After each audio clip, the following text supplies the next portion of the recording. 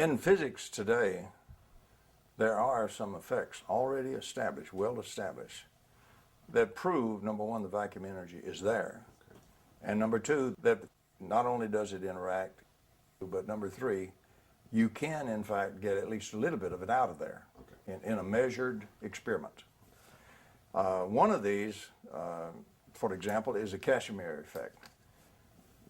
To draw what that is, suppose I have two conducting plates. These are very small, but I'm going to draw them pretty large so we can see them.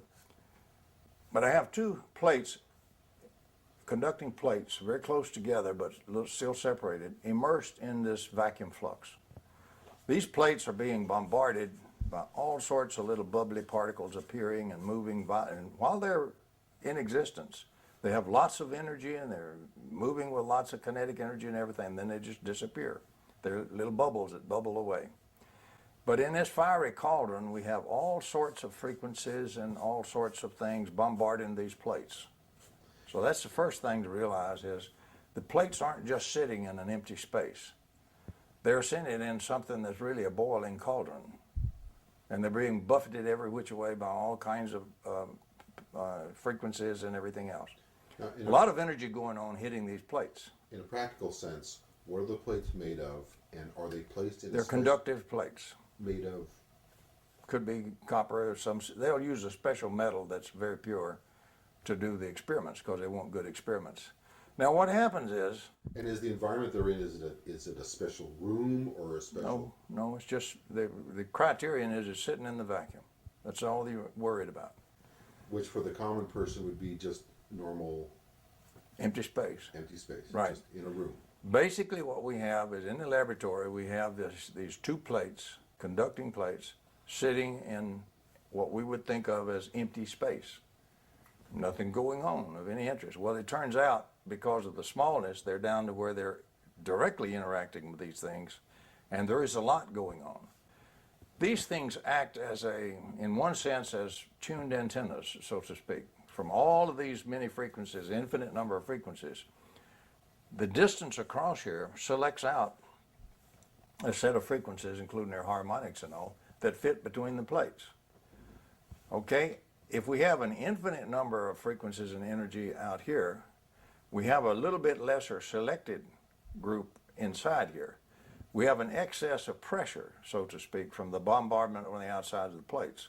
So these plates then are attracted or forced together. There is an actual force between these plates which can be and has been measured. Casimir did the first experiments and all, but the experiments not too long back were done very beautifully by another scientist here in the United States, Lamoureux. And the work is extraordinarily precise, extraordinarily beautiful, and there's no question this effect exists. This does produce some real energy and some real effects from the vacuum, but it's very, very small. So its usefulness is, number one, it clearly experimentally proves reaction to the virtual particle flux of the vacuum to produce some real energy which is at least measurable. So it's a proof of principle experiment. It's not useful for the power industry, as far as I can see, unless somebody finds another variation of this thing that generates one heck of a lot more power. In its present form, the experiment is not usable to generate power, but it does generate real energy. It is measurable. It has been very precisely measured and very carefully measured, and it is there, and it is a reaction with the vacuum. And they don't apply any power to the plates or anything like that? They don't, no, they don't. This is just two plates sitting in the vacuum. You measure what comes into the plates from extra from the vacuum. Wow. You don't have to put any power into it or anything. It is of course, a very esoteric measurement problem. So it's a really good problem that a physicist has to work on pretty hard to really do it accurately. But it has been done very accurately, and there's no question about it being real. And patents have been awarded on this to Mead and somebody, or? Some folks have actually filed a patent. Mead, for example, is one of them on the patent that pointing out that this does extract real energy from the vacuum. And they have a couple of other variations they're looking at with different antenna type arrangements. So they can probably get a little bit more energy out, but it's still, the problem with is it the amount of energy. The amount being taken from the vacuum, so far at least, is very small. But it's real. The point is, it's like a small white crow. It's still sufficient to prove that not all crows are black, even though it's a itty bitty crow. Hasn't grown up yet. Now the question is, how do we get him grown? Right. So, but this is a Casimir effect. It's a standard effect. It's in, it's good physics. It's been good physics now for quite some time. And the precise experiments to fully support this have been done and are in the literature. So any really knowledgeable physicist will almost certainly agree with the fact that the Casimir effect is a demonstrated effect of energetic effects from the active vacuum. Cool. Very good, thank you. It's interesting. It's the standing wave that's created, or basically a standing wave. So you're kind of creating a differential. Is it kind of? Well, what you're doing is you're sorting out frequencies from a whole batch of frequencies. So there's less frequencies. Frequencies got energy in them. See, right. There's less energy in frequencies in between your plates than the energy outside is bombarding them. So you're not balanced in forces. Right. You have the forces outside now being a little bit greater than the forces pushing back from the bombardment inside, and therefore the plates appear to attract. They in fact are pushed together. Interesting. Wow. Would you mind defining the dipole and then continuing on with the current standard of killing the dipole? Okay. Oh, thank you. From the point we're coming from, where we want energy from the vacuum, usable energy to power lights and power motors and power homes, we have to find a reaction which can give us appreciable and hopefully electromagnetic energy from the vacuum.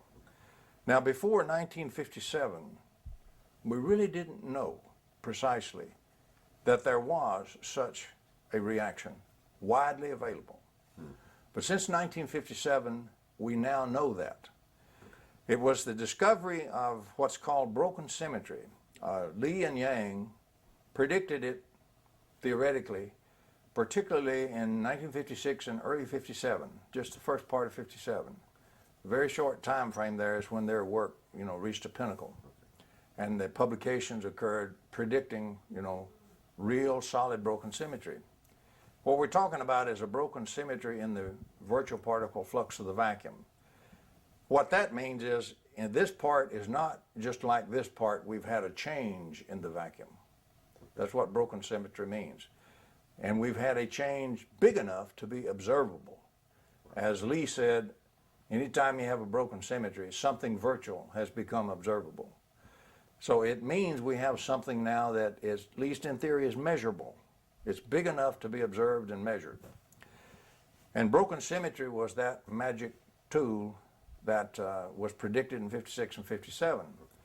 But this was such an important prediction. It would be such a revolution, were it true, that strong experimental physicists jumped on it immediately to prove it's either true or it's false. It was that important. It needed to be done very quickly, and they did. And as a matter of fact, in February 1957, Wu and her colleagues, Wu has died recently, Wu and her colleagues proved it experimentally, a very short period of time after the prediction.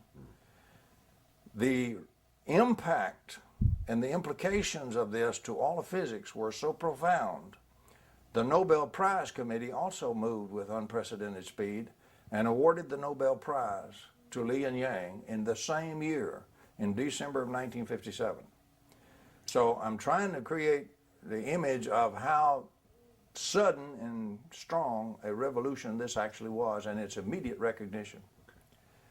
One of those broken symmetries, one of those things that will take some virtual energy and change it into positive or observable energy that you can measure and detect, was the broken symmetry of opposite charges. So let's talk about a charge.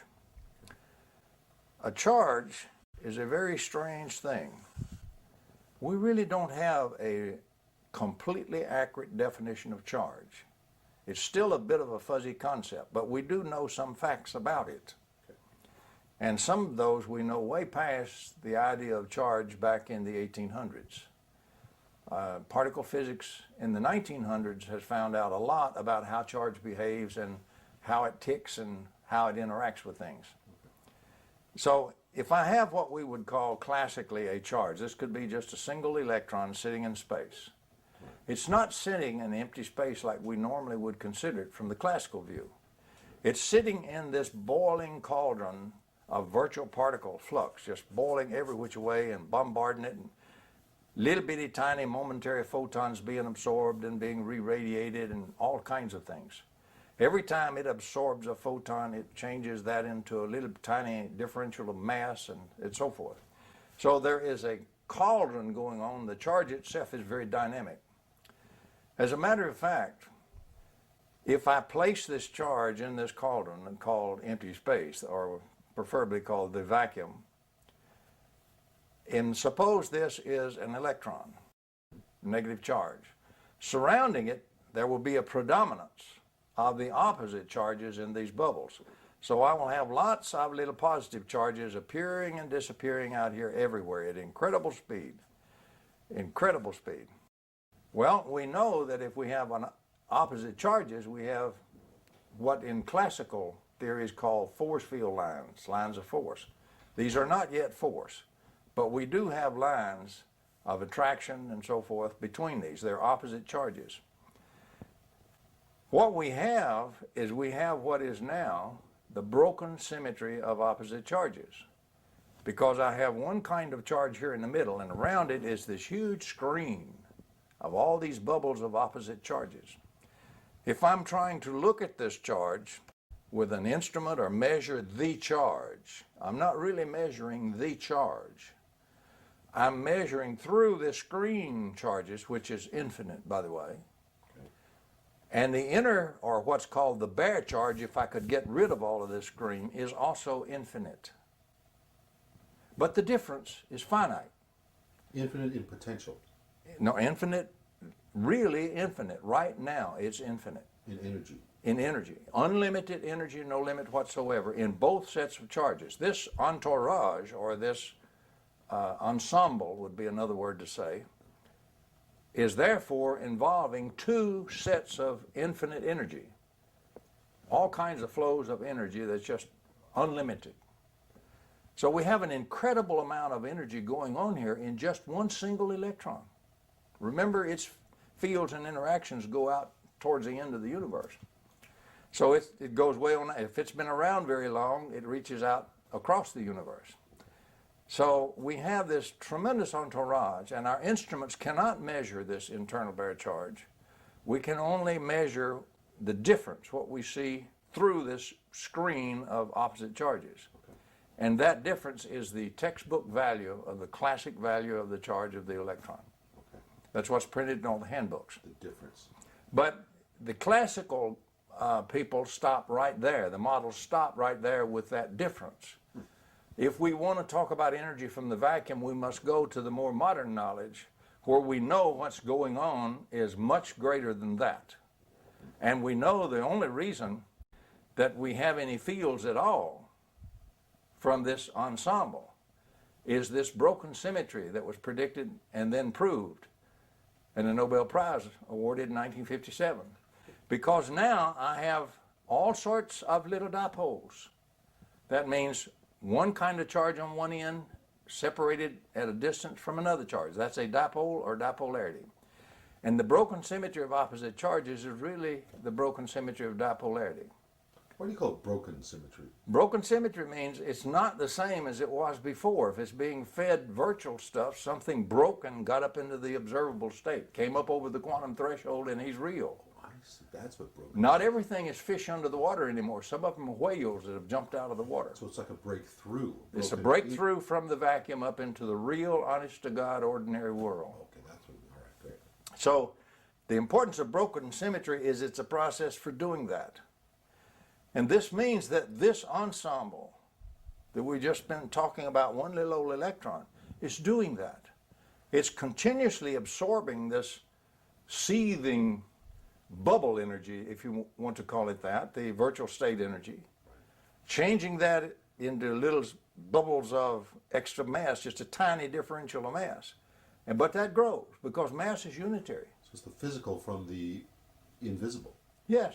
And what it does is it keeps growing the differentials. You get one differential would be dm. The first one that it absorbed would be dm for the total energy being absorbed.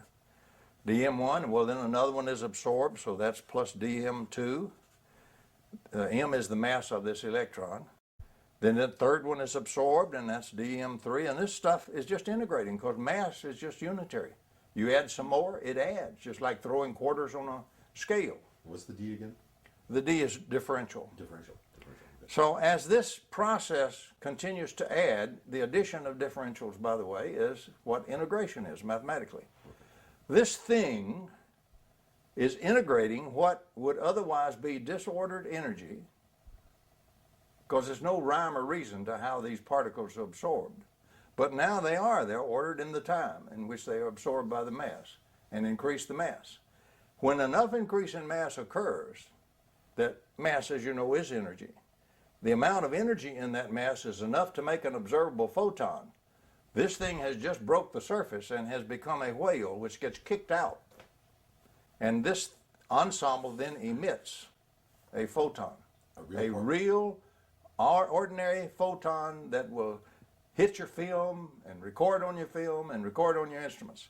And right behind it is another and another, because the process just keeps going. And another and another. And these are photons. Well, what do photons do when they continuously radiate out in a steady stream, always replenished? That's what we call a static field. Or if we're looking at the potentials, it'll have a static potential. It's not static at all. It is steady state, non-equilibrium. So we have something which is freely pouring out real energy. If you do not look at the vacuum input of this crazy energy, the bubble energy, the virtual state energy, you appear to have violated conservation of energy law. You have not. Modern theory and science, we know that it's receiving the virtual stuff all the time. So the energy is being input in a different form, and its output in a very usable form, the standard electromagnetic fields and potentials associated with this source ensemble, or the source charge. And that's what Yang and Lee theorized and Wu proved. That's correct. Now, they didn't go further and say this establishes the fields and all that. The odd part of it is sometimes one part of physics doesn't talk to the other part, and it doesn't talk to electrical engineering and so forth. Right. The odd part is, for over 100 years, the problem of the source charge and how does it produce its fields and all their energy associated with it has been unsolved. It was called by Sen the most difficult problem in all of electrodynamics. And if you take the classical view, it is difficult because you don't have any energy input. You have a very steady output of flowing of energy that just never stops, free. So they view it as a mystery, and it's not a mystery. That's right, because they can't dare say you're violating conservation of energy, but in their model doesn't recognize any source of energy input to it, because it doesn't recognize the virtual states or, particle physics, the bubbles. It doesn't include them. If the bubbles were not there, this thing would be creating energy, and we would just have violated the conservation of energy law of the whole universe.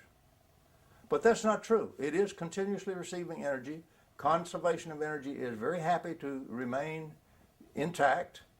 The only problem is we have to understand the energy is now from an unusual source. But that's the source we're looking for. And thus the active vacuum. And that's the definition of broken symmetry. Yes.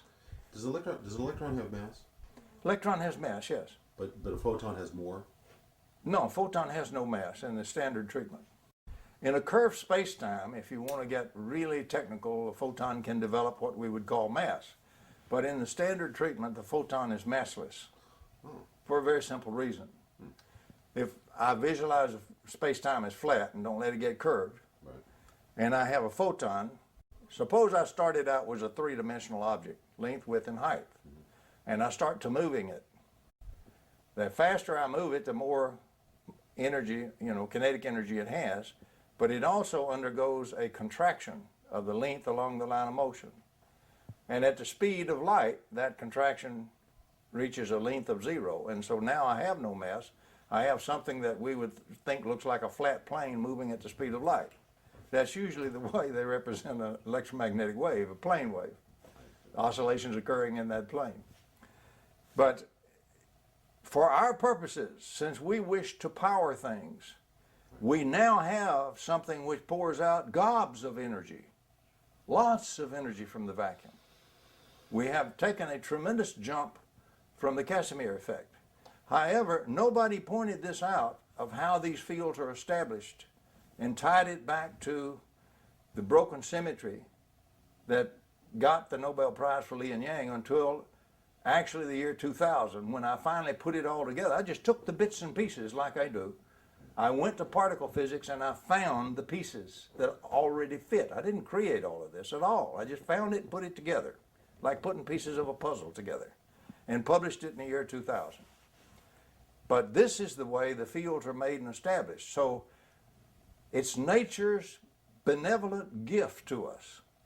Nature has given us incredible numbers of absolute free energy generators that legitimately are taking the energy from the vacuum all the time and pouring it out as real, honest-to-God, usable electromagnetic energy.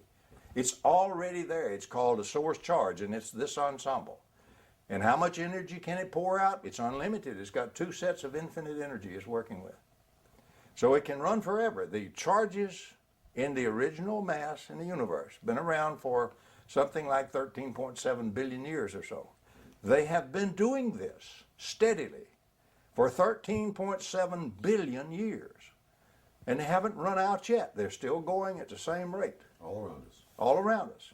So our problem now is we do not, contrary to the conventional wisdom, we do not have to find the mechanism by which we can take energy from the vacuum. Nature has given us that on a silver platter. She has given us the things already doing it for us. We now have to learn how to use it. We want to collect this energy flow that's going out. We want to pile up a bunch of charges so we get lots more energy flow going out.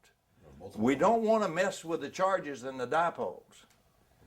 Because if we kill the dipole, if we go back and kill our basic picture, if we wipe this out, we have no flow of energy. The energy comes from the broken symmetry of opposite charges, and that's the dipole. If we kill the dipolarity like we love to do in our own generators we build, every time we're killing the dipolarity, we're shutting off the energy flow. If we won't kill the dipolarity, any dipole, unless we want to throw away particle physics altogether these days, any dipole will sit there for you and pour out energy for the next 13.7 billion years. So can you power your homes with energy from the vacuum? Yes. But nature's not going to give it to you for free. Once you understand the basic generator that nature has provided for you to use, it's up to you to learn how to use the generators. We're very crude there. So the concept is to take this model and multiply it or compress it into a larger volume. That's right. If we make enough electrons here, or enough charges, a strong enough dipole, it will produce enough energy flow that if we could only extract half of it or 1/10 of it or 1,000th of it, we could still power the United States. The energy is there. It can be taken from the vacuum. The mechanism for taking it has already been built by nature. We don't have to rediscover it. It's there. And that Nobel Prize to Li and Yang proves it. And the experimental work by Wu and so forth, and many others since then, proves it also, experimentally. So it's well established. We just haven't cranked it into our electrical engineering. We're still using the 1865 stuff and 1880s stuff in our electrical engineering. We are not using anything that has anything to do with the vacuum.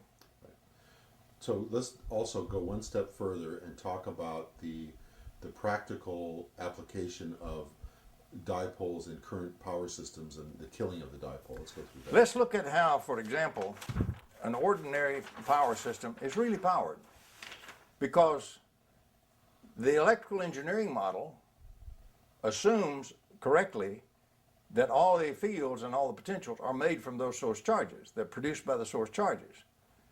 But erroneously, the model also assumes implicitly that the charge freely creates all that energy out of nothing at all. So oddly, our electrical engineers are using a model today which assumes that every electromagnetic field, every electromagnetic potential and every joule of electromagnetic energy in this universe has been freely created from nothing at all. Magic. Magic. And you got to keep a sense of humor. I get a chuckle out of it sometimes when these people start talking about perpetual motion and things like that. Because the greatest advocates of the violation of the conservation of energy law are, in fact, our electrical engineering departments, textbooks, professors, and engineers. And they don't even know it. They don't even question it. There is not, so far as I can find out, a single book that you can go by that says, here are the basic foundations assumptions in the present classical electrodynamics model we're using, like, for example, in electrical engineering, the Maxwell Heaviside stuff. And here are those that we already have found in physics to be wrong. Right. No such treatise or a book exists that I can find. Now, you find some very fine scientists who point this out, Wheeler, Feynman, and so forth. There's no force fields in vacuum. The model still assumes force fields. There's none there. This has been known for 100 years because it was destroyed in 1887, the notion that force fields exist in space. They haven't corrected the model since 1887. And apparently, this whole setup we have for our electrical power engineering, they have no intention of correcting the model for the next 100 years. And it's seriously wrong. So the current model assumes that the source charge comes from some magical... The source charge creates energy out of nothing at all in their model. There is no input to the source charge at all. But they can't escape the fact that it has a steady input. Why can't they escape it? Because you can prove it experimentally. You can suddenly produce charge. Let me show. At a point in the laboratory, suppose, clever devil that I am, we take this point, or some young grad student does this real sharp, and not much better than I would be at that. We take a point in the laboratory, and that's going to be the zero of our reference grid. And every so often at measured intervals out here, since this is a thought experiment, we can be perfect. We have perfect instrument packages at each point that can measure. And since I can do this very conveniently, we will take the speed of light for 1 second, convert that to distance, about 300 million meters, give or take a few. And we'll say, regardless of how strong or how weak it is, these instruments are perfect, we're going to measure it. And so what I do is again, being a thought experiment, we can be perfect. We instantaneously produce this charge in the laboratory. Now, in real life, I can't quite do it instantaneously, and I'll have a little lead pulse. We're going to disavow that and throw that away. What I'm interested in is what happens once this thing got formed. Okay. So suddenly a charge appears at this 0 point in the laboratory. After 1 second, the first instrument package reads. Whatever the value of the field from that charge is spreading out, the photon density, flux density at that point, is going to give the field intensity measurements and the potential intensity measurements here. This instrument suddenly reads, and it doesn't then die away. It continues to read from now on. If you wait 1 billion years, it will continue to read exactly the same value. Okay, that was 1 second. The first instrument suddenly, bang, and it will read forever, that amount. The field continually replenished and established there. The second instrument package suddenly read. Okay. The third one at the end of the 3rd second. And as the seconds pass, package after package after package. Since this is the thought experiment, we ran these all the way out past the solar system. If you wait 1 year, there is a package out there just beyond out there outside the solar system that suddenly reads. And it will stay that reading as long as this charge stays in this lab right here and never varies, and you don't destroy it. So we can easily prove there is a continuous flow of energy strictly from the way the instrument package is. Now, in a real experiment, we'd move them in much closer and we'd do it out to a certain length, and that's good enough. Proves the principle. But it would work if we could do this in real life. So we prove that there is experimentally, we can easily demonstrate there is a continuous flow of energy from every charge. Now the question is, where'd that energy come from? Right. Because we can integrate, our engineers can do this very well. They can take the instrument readings and they can integrate the energy density and they can come up with exact energy at any moment that's in that whole volume of space that's being filled with energy. It gets thinner in density as you go out, of course, falls off as a square for the field and as inversely as the square and inversely as the length for the potential. But it does continue to remain non-zero to the end of the universe.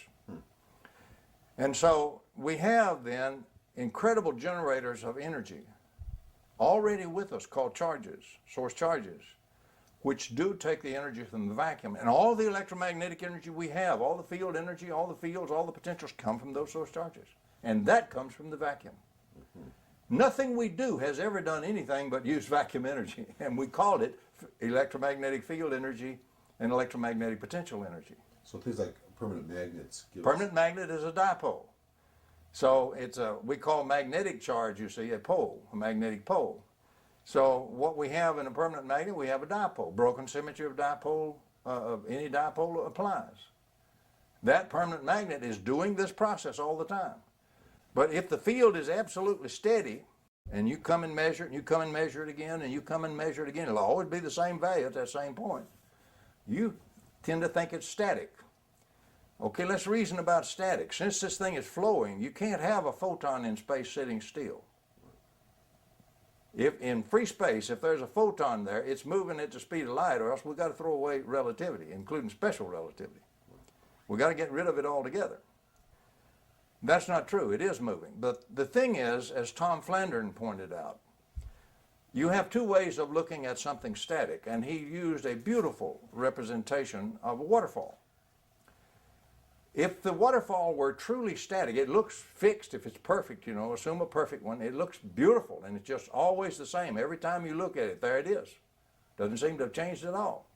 But every part inside, internal part, is in violent motion, moving on through and another part right behind it and being replaced all the time. Right. So it is not a truly static waterfall. That would be a frozen waterfall. Instead, it's an unfrozen waterfall, and in thermodynamics, what it is a steady state flow. Right. It's a system in non-equilibrium. That is, energy is steadily entering and steadily leaving, but it's doing so at a steady rate. And the pure system definition of that is a non-equilibrium steady state condition. And so in von Flandren's unfrozen waterfall, which is what a static field really is analogous to, we are looking at a non-equilibrium, steady-state condition. Can we prove it? Of course, from our model we just went through where the energy comes from out of the vacuum. We have a steady flow of energy in this peculiar virtual state into the charge, being absorbed by it, being transformed by the charge into this now observable photon energy that keeps flowing out of it at a steady rate. It absorbs at a steady rate, changes the form, puts it out in another steady rate, and that is the pure definition of a non-equilibrium steady-state condition that extracts energy from the vacuum and turns it into real energy. So we don't have to do the conversion. Right. I don't have to convert vacuum energy into real, usable, observable energy. Nature already does. Every charge in the universe already does it. Every dipole does it. So something like the MEG is just capitalizing on that. That's right. Anything we do with electrical energy, we're capitalizing on what these charges are doing, taking the energy from the vacuum. All the energy in any electromagnetic circuit comes from the dipolarities in the circuit. The charges, you understand, in space establish their own dipolarities, as we went through with the model of the charge in modern physics. So everything is due to the dipolarities and is taking the energy right out of the vacuum. It has nothing to do with cranking the shaft of the generator. So what do we crank the shaft of a generator for in the first place? Well, let's see why we crank the shaft of a generator. We have a nice generator here, and if we're smart, we'll have a hydroelectric river and turbine or something to turn the shaft, so we don't have to pay for that, because that gets monotonous paying for all that. But otherwise, we'll have to burn coal or something, heat boilers and make steam and run a steam turbine to crank the shaft. And we've got to pay for a lot for all that. But anyway, we have a shaft of the generator, and we must continually crank the shaft of the generator. And through electrical engineering and everything, we have all absorbed with our mother's milk, you might say, as Einstein used the phrase, the notion that it is this mechanical energy we crank into the shaft that gets translated from the terminals to go out into the external circuit, out to all the loads and power everything. That's not true. That's not true at all. First place, I can't do anything in this, inside the generator with mechanical energy. That won't get me a watt on the power line. The power line doesn't transmit mechanical energy. So I've got to change it to some kind of form other than that in the generator, because I want to work on charges. Remember, all the energy comes from charges. If I want a flow of energy, I got to separate charges and get a dipole. Well, if I turn this with the rotating field concept that Tesla gave us, if I turn this rotor inside this generator, I establish a rotating field, magnetic field. Okay, now I've transformed all the energy that I put in as mechanical energy into rotating magnetic field energy in this generator. What does that do? It doesn't go out on the power line. It works on the charges inside the generator. It forces the positive charges in one direction and the negative charges in the other direction, so it gives us the dipolarity across the potentials of the generator. So we very crudely amplified the broken symmetry. That's right. It gives us the broken symmetry of the dipole by establishing the dipole. Okay, we use all that magnetic field energy just to push that, because for a big circuit out there, it gets pretty hard to push it to establish the dipole, because you have all these electrons ahead of you and behind you. You've got to force all that apart to form this dipolarity. But suppose you pay for that. You pay enough shaft energy to get that done, and you got your dipole formed. Now, if you won't let anything happen to the dipole, the energy will flow from this generator forever. How can I say that? That is not perpetual motion. Once I have the dipolarity, the energy is coming from the vacuum all the time. Nature has been very kind. And that's already proven in particle physics. It is not in electrical engineering. They don't even have an active vacuum to take any energy from. They just wipe it out. Don't even talk about it. So they think it came from the shaft energy. It didn't. Anyway, what happens is, once I have the dipolarity established, the dipolarity now interacting with a fierce vacuum, and I did a good bit of charge. This is a big generator, so I got a lot of flow. Got a lot of energy coming out of here. So now there's a flow of energy going down this. Could be thousands of volts. Thousands of volts, for example, going down this line, transmission line, to go out there in power systems way down all over. And so, strange thing happens. The two people who discovered energy flow, which didn't exist, that concept did not exist, energy flow through space, during Maxwell's time. Maxwell died in 1879. It wasn't born until the 1880s, when it was created by Poynting and by Heaviside independently at the same time. Interesting thing happens. A little part of this flow of energy, which is around the conductors act sort of like a waveguide, inverse, to keep the flow of energy going along the path you want it to go. So that's their function. So the energy flows around here, and the various charges and their fields inside the wire interact with it and divert a little bit of energy into the wires. A little bit of that gets diverted in there. A tiny bit. A real tiny bit. Maybe 1/10 trillionth of it. That part that will diverge into the wire is the part that Poynting considered. He never considered anything but the energy that enters the wire. He did not consider any of this other process of the energy coming out. Well, a very strange thing happens. Heaviside discovered that there's a big old energy component left after you diverge all the energy you're going to diverge into the wires in that whole system. There is far more energy than what you've diverged that's still available flowing outside the wire. It doesn't react with anything because it's in a curl form. Okay. Divergence of the curl in flat space-time is zero. Okay. So it doesn't interact with anything. Normally, most space-time is relatively flat that we function in. Right. So what we have is we have a very embarrassing thing. This generator puts out maybe 1 trillion or 10 trillion times as much energy flow down the wire, with most of it absolutely unused, as what we put into the shaft of the generator. See, this is not a big surprise once we understand the source of the energy was really the vacuum. Right. It wasn't mechanical energy we put into the shaft. But if you don't have that concept, if all you understand is what energy we put into the shaft, that's unthinkable. Because now you seem to be creating energy out of nothing. You have no source for this extra energy. No, there's no vacuum born yet, see? Right. Active vacuum concept hadn't come in there in the 1800s. Right. So but they knew the energy was there. Heaviside knew it. Yeah. Poynting never had to bother with it because he never considered anything but the divergent component. He never considered any other component of flow even being there. And he considered all the energy came in here. He got the flow wrong by 90 degrees, which Heaviside corrected. Right. But Heaviside was a funny fellow. He was a brilliant guy. It's his equations we use today and call Maxwell's equations, his truncation of them, and his notation. But he also never attended university.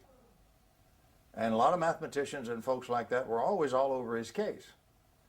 He created Heaviside functions and all kinds of brilliant things that they hated at first and later got established and used. So Heaviside was a loner. He was a hermit almost. And he died as a poor, starving hermit, just in a little garret apartment, literally starved to death. Really? But anyway, he was honored eventually by the Royal Academy and everything else because of his great contributions. But Heaviside discovered this extra component, but he didn't dare, just blatantly talk about it. This moves us up to Lorentz. When we get up into the 1890s, the leading electrical scientist in the world was, in fact, Lorentz. Lorentz understood the work of both men. But even the great Lorentz had some limitations. If he tried to openly say that, yes, every generator we have is putting out enormously more energy than what we're putting in ourselves, he'd have been tarred and feathered and put on a rail and ridden out of town. And so he couldn't do that if he wanted to maintain his reputation and position and not be destroyed. Nobody could. So if you have a problem that you can't solve, you don't even have the science born yet that will allow it to be solved, but you're going to get crucified if you admit the problem, then the best thing you can do is eliminate the problem, which is what Lorentz did. So Lorentz taught everybody to take the energy flow vector for the whole thing, integrate it around a closed surface surrounding any point you want to choose anywhere. And that does a neat thing. Let's draw this closed surface all the way around this ball. And I got some energy coming in here. A little tiny bit of it gets diverged from that path. The other large part goes right straight on through. That integral will subtract the part that went through from the part that entered, and it'll only leave just the part that got diverged, the Poynting component. And every electrical engineer today is taught this little trick. And the real purpose of this trick is not because it's the thing to do. What it is it gets rid of an impossible problem they have refused to consider for over 100 years, how to get a lot of free energy out of the vacuum. The question then is, can we really use this other? By the way, the Poynting diversion flow will in fact now match all the standard things. We go down and we power the load. We collect a lot of energy from the divergent flow of energy in here onto these electrons, flowing as current now. But all the current that goes down the wire this way comes back up through this way. And so the voltage around the entire loop from the positive terminal to the negative terminal of the generator is exactly the same but opposite to the voltage the other way. In one is the forward EMF pushing the current. The other is the current pushing back against the voltage, which is the back EMF. Right. You got to do work on it to make it go back up against the voltage. And when you do, the charges doing work on it destroys the dipole.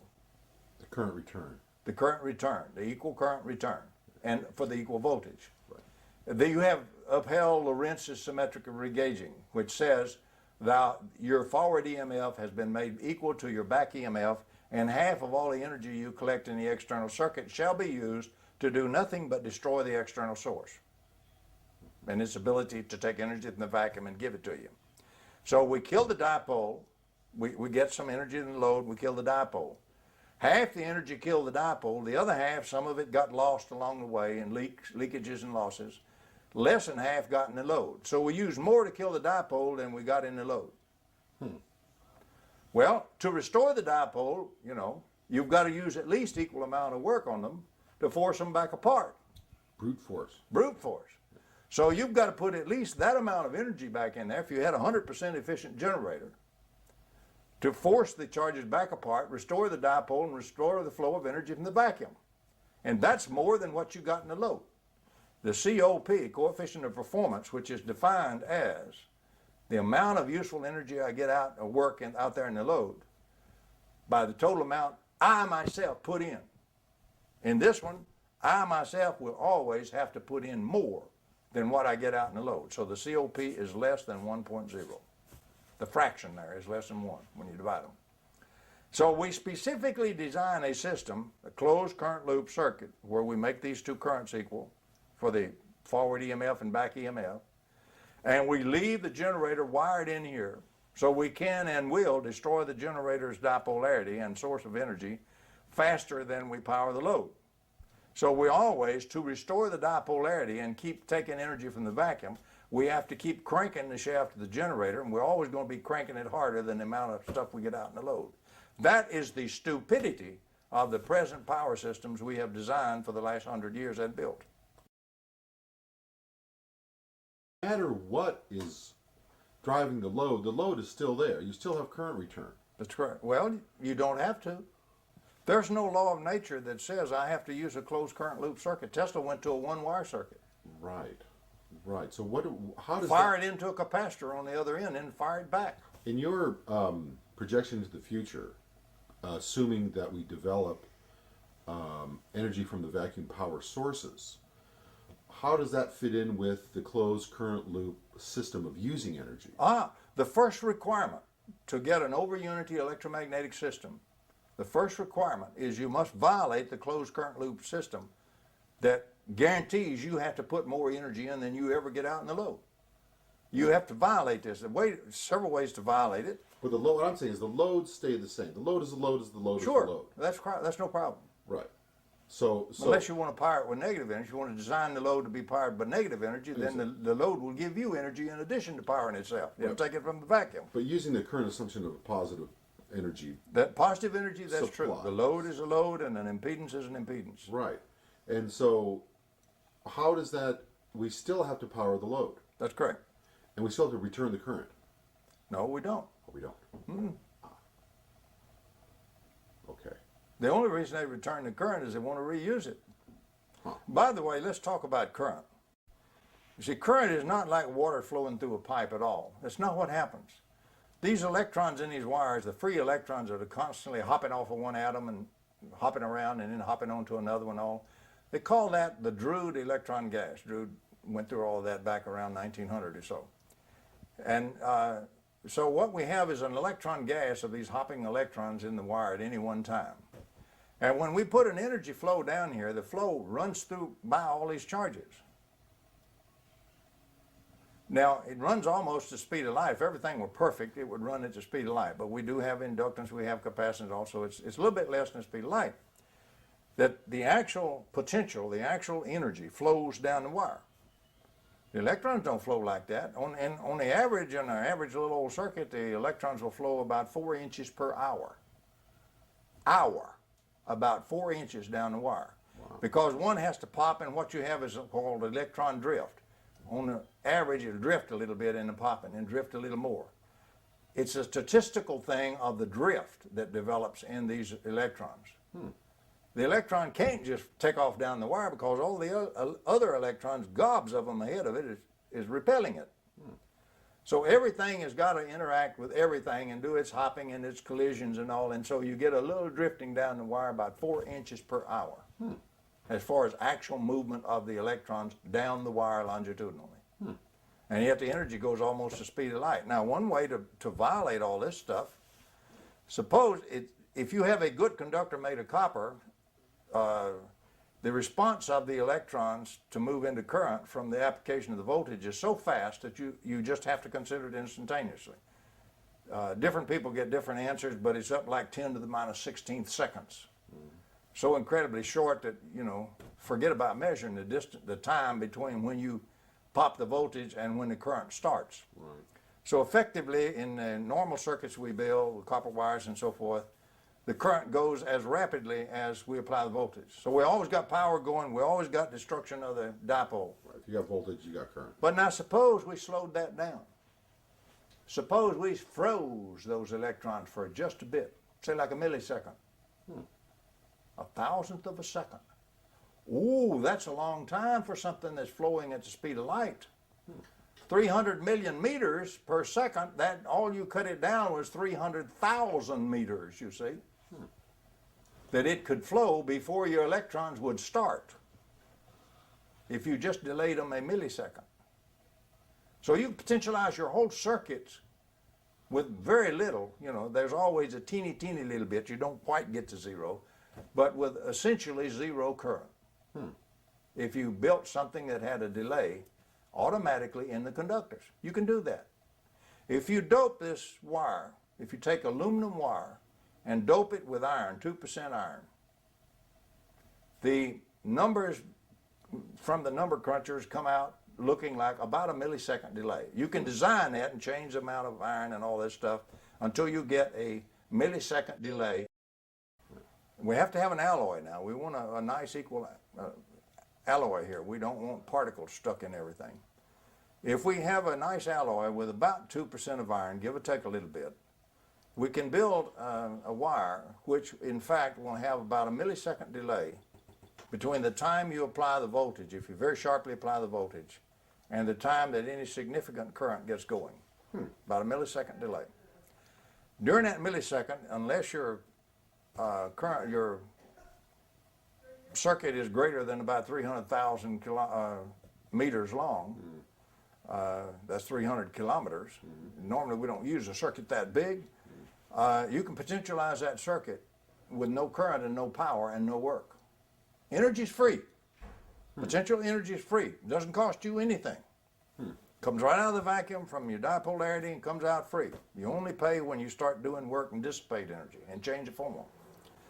So what we would want to do is we want to get this circuit potentialized, and we want to get this generator then disconnected and out of there before the current starts flowing. And we can do that. Piece of cake. You just got to have a metallurgical lab make that wire, which unless you're going to buy lots of it, is going to be frightfully expensive.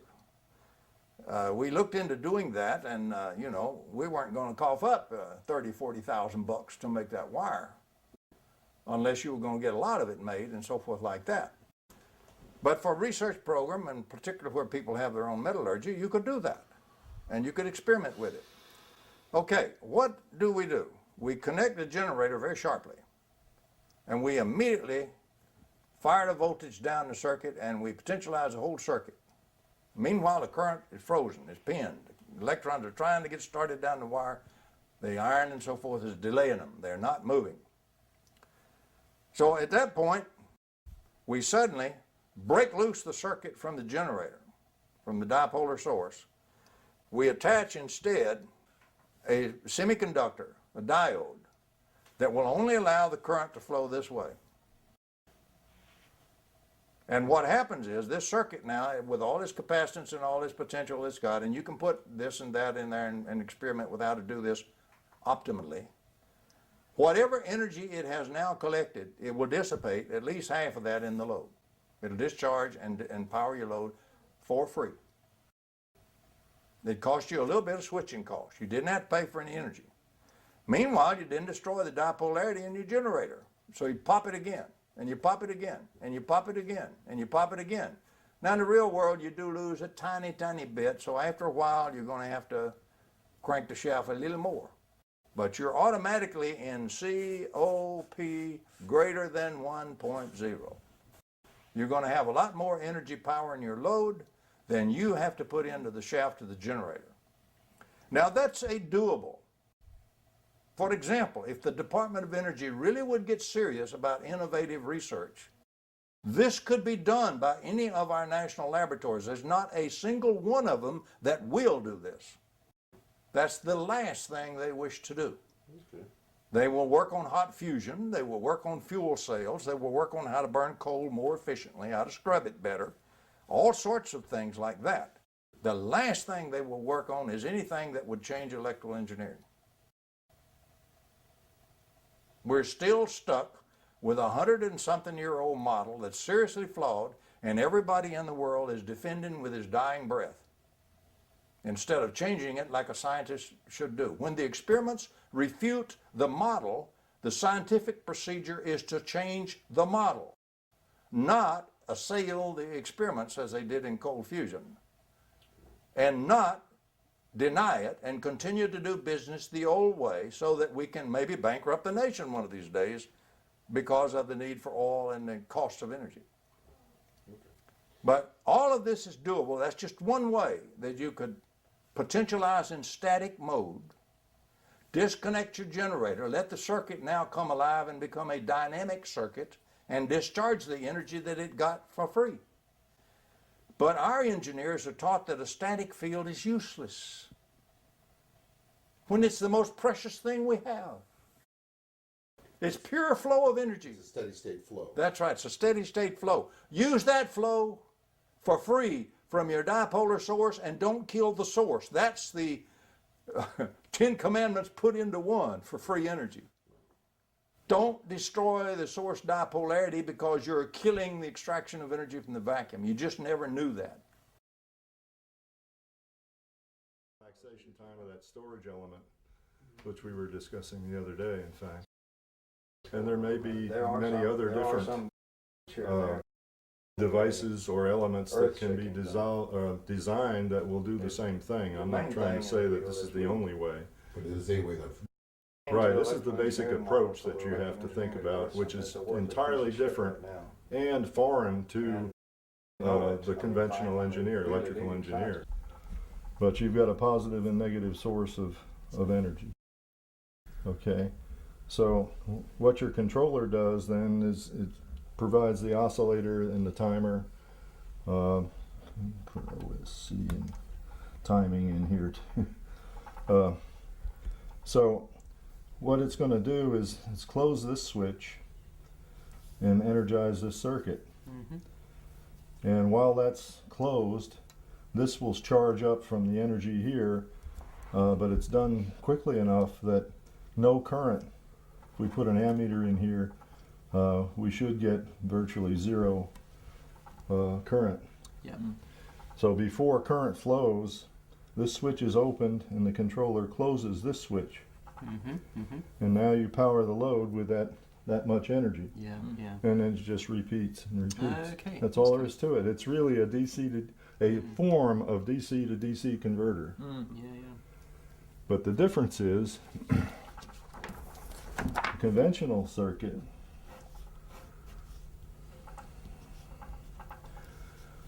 does the same thing, but there's no switching. It's all one phase. Yeah. Okay, you may have an on-off switch or something somewhere here, but you can see now what you've got, and you've got losses that when you power the load, the back EMF will equal that, and you'll never get more than unity here through that load. Right. I suppose also what you're doing with this circuit alternatively, when you're switching and not allowing the current to take place before you can charge the storage device, you're not allowing anything to go back and eat or destroy That's the right. source. Right. Yeah. That's why the timing is critical here. So you have to arrange it so that the storage element has to absorb the energy fast enough so that you can switch off the dipole before a current starts to appear here. If you just left it on, you'd have this circuit. Yeah. Okay? Yeah. Essentially, except the load would be this now.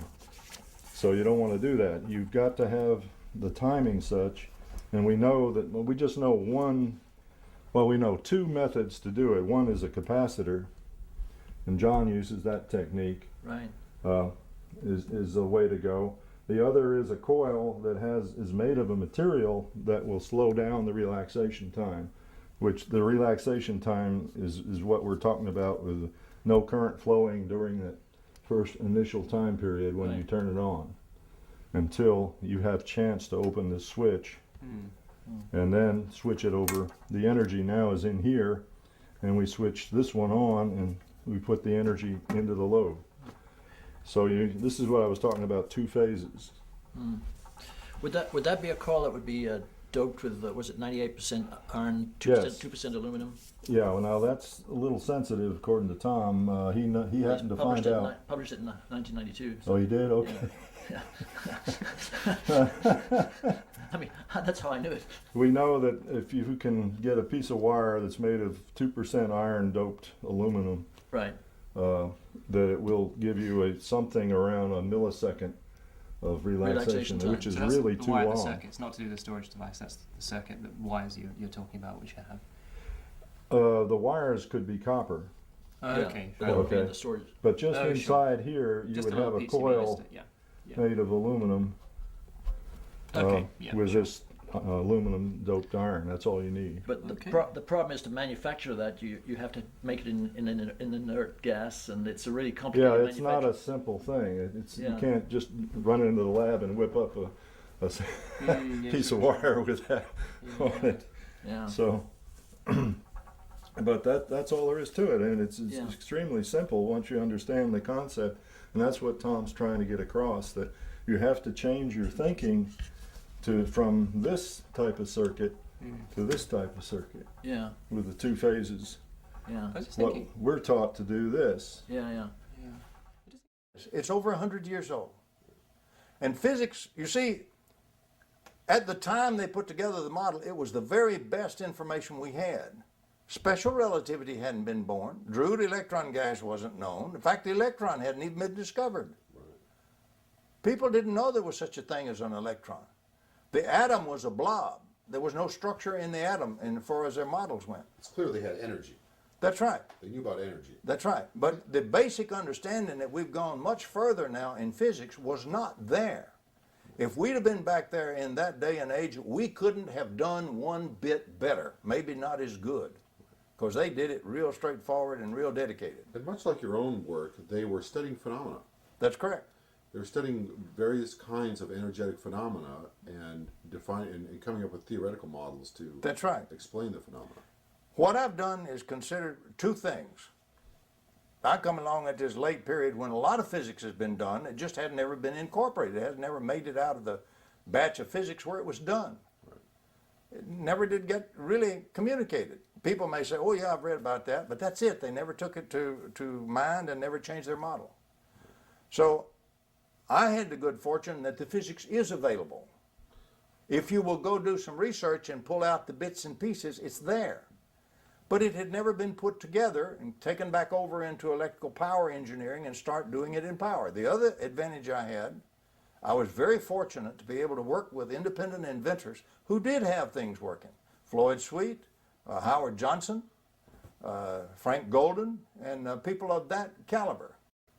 I was able to work with inventors who actually had working prototypes or working experiments on the bench that did work. Now, sometimes they were the devil and all to figure out what was going on and took years to do that, but the experiments were there. I was able to look at the phenomenology. So if you have the phenomenology and if you have the basic modeling pieces needed, it's not that difficult to find those pieces and deliberately keep fitting it to this phenomenology and let the phenomenology, the experiments, be your filter. That's called scientific method. It used to be anyway. Anything newer than them that you find really useful since the discovery and the proving of broken symmetry? Well, broken symmetry is widely used throughout physics today. Anything more recent that you think is also? Yeah, oh yes. The paper after paper after paper in the literature since then, jillions of papers in literature on symmetry and broken symmetry. But any new discoveries that you find are equally as... The new discoveries tend to be very esoteric. For example, you now begin to question things like what form you have to think about reality in terms of. No, I mean in terms of your interest in energy. Yes, there is. For example, time comes seriously into question about what time is. You can use time as energy. And time is just like nuclear energy. It has the same energy density as mass when you convert it. And so if you were to develop that aspect of it, to use a little bit of time and convert it to energy, give up a little piece of time, dilate the time just a little bit, give you a lot of energy. and it can be electromagnetic energy. Interesting. So that's another way we will eventually go. Another thing it drives you to is you have to start considering negative energy as well as positive energy. So it drives you directly in the Dirac holes before they become positrons. So it drives you to the basic questions, because every conservation law is a symmetry. You see? Okay. And every time you have a broken symmetry, you have violated that conservation law, which means, looking at Michael Layton's work, because we don't have the geometry right now to go that level, but Layton has given it to us in the late 90s. If we use his object-oriented geometry and better group theoretic methods, we find that when we break symmetry at one level, we don't lose all that knowledge like we have always assumed. What happens in nature is that knowledge is retained on a level, but you create a new symmetry at the next higher level, and the source charge fits that exactly. You break symmetry at the lower level, that is the virtual state, you automatically generate a new symmetry, new conservation up in the observable state called electromagnetic field energy, electromagnetic potential energy, and so forth. And it works. So we have the gist of a new geometry that if we can crank that in and replace the old Klein geometry from 1872, if we can go to the much more modern geometry, object-oriented geometry that Layton has given us, Michael Layton, we can now begin to get at many things, like the source charge problem and things like that, one more fundamental step than we ever were able to do before. Now, Layton's work is being rigorously applied in robotics and things like that.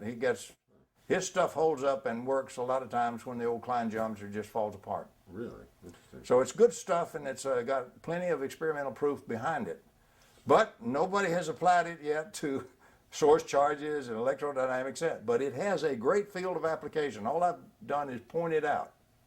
And the young fellows working on their doctorate thesis and the young postdocs will have to do it. But there's a whole field that hasn't been touched.